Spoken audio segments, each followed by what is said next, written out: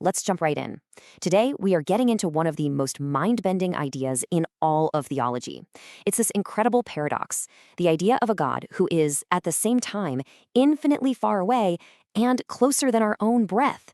It's a puzzle that's captivated people for thousands of years, so let's see if we can unpack it. So this is the big question, right? How is it even possible? How can a single being be both of these things at once? How can God be totally separate from everything we know and yet somehow be right here in the middle of it all? This is the mystery we're going to explore. Okay, so first, we've got to wrap our heads around the first half of this paradox, and that is the sheer, stunning otherness of God. This is the part of God that is completely, fundamentally different from our universe and everything in it. A really helpful way to think about this comes from this distinction between what are called communicable and incommunicable attributes. Now, communicable attributes are things like love or mercy or justice, qualities that we as humans can reflect, even in a small way. But then there are the incommunicable attributes, things like being all-powerful or existing forever.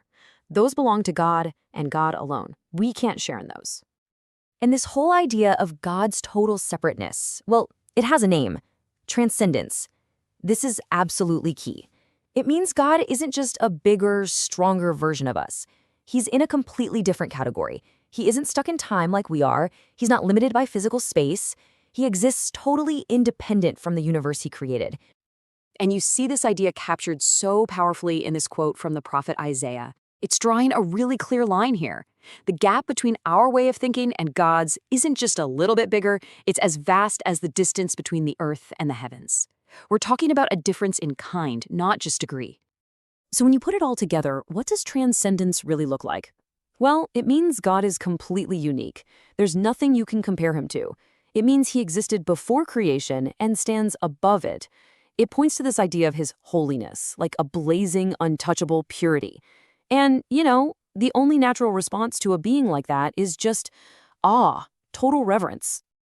Okay, so you've got this picture of a massive, distant, holy God.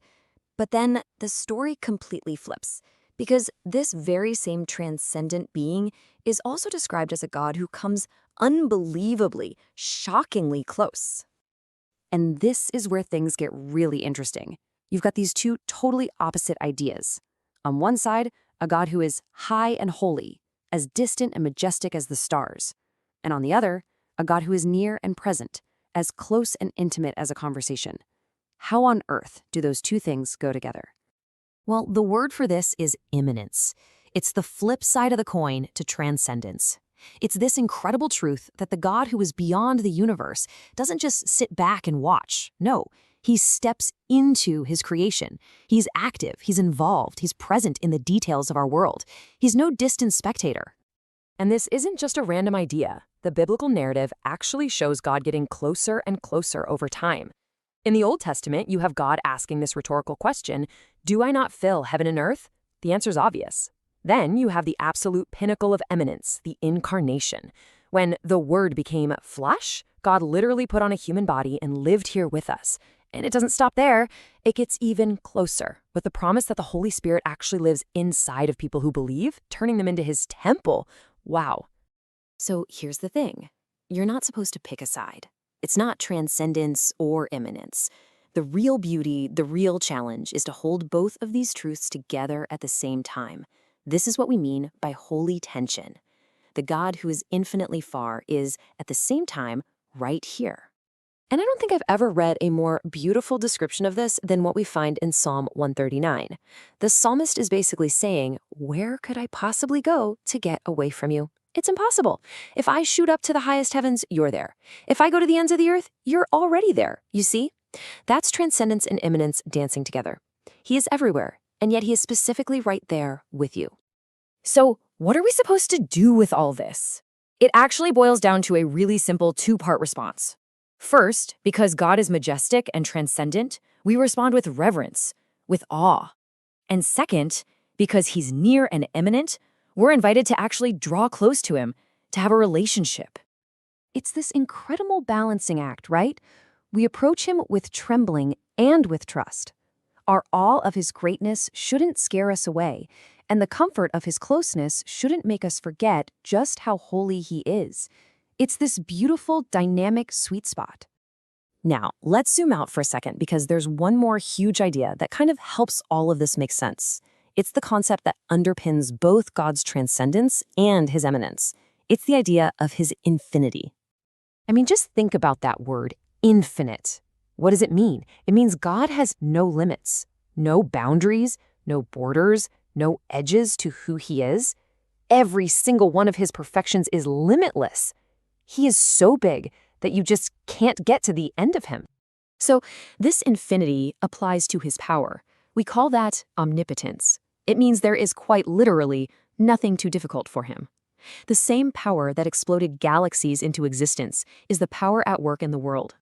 It also applies to his presence, omnipresence. And you can see how this links right back to that idea of immanence, right?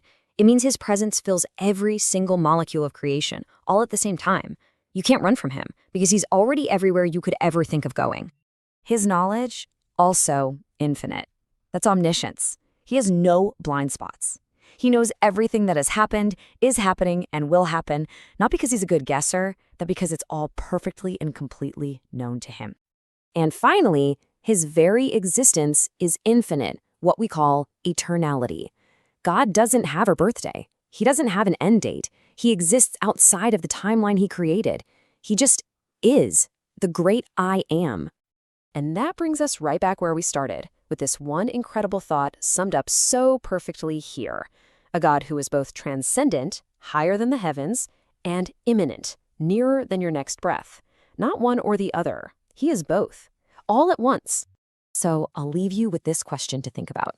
If it's really true, if the being who created and sustains everything is both infinitely beyond our comprehension and intimately involved with us, what does that mean for you and me? What does that say about our place in this whole universe?